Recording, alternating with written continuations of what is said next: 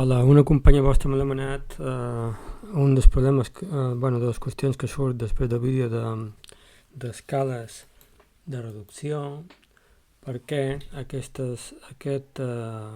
qüestió, la solució és escala 1, 10. Vale, vaig explicar-ho. Bé, primer hem de recordar el que vol dir l'escala, no? L'escala és una proporció entre les unitats del dibuix, que sempre es posen en primer lloc, i les unitats de la realitat, que van després. Vale. Anem a veure. Una de les dimensions són 200 de la realitat, l'objecte mesura realment 200 centímetres, i vull que ocupi 20 centímetres. Podem lligar aquestes dues quantitats, 20 centímetres i 200 centímetres. Vale. Anem a veure a quina proporció estan. Fixeu-vos que havien dit que realment una escala és una forma de explicar la proporció que hi ha entre les unitats o la magnitud o les dimensions del dibuix i les dimensions de la realitat. Vale? Bé, posem el dibuix que ha de medir, com a màxim ha de medir 20, no? I la realitat 200. Va. I això és la proporció. Vale.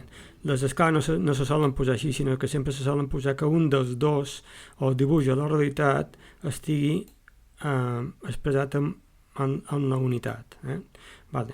Fixeu-vos que aquí podem escriure una proporció, ja ho vam dir classe, realment és una divisió entre dues magnituds. Vale? Això és una proporció.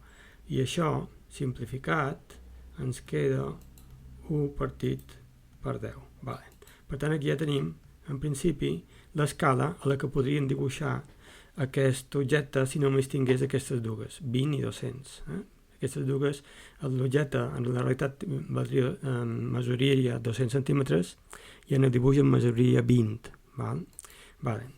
Com que fixeu-vos que aquí és sempre dibuix i realitat, com hem dit a classe i està explicat en els vídeos, per ordre alfabètic, dibuix i després realitat. Anem a veure què passa en l'altra dimensió, 250 i 25.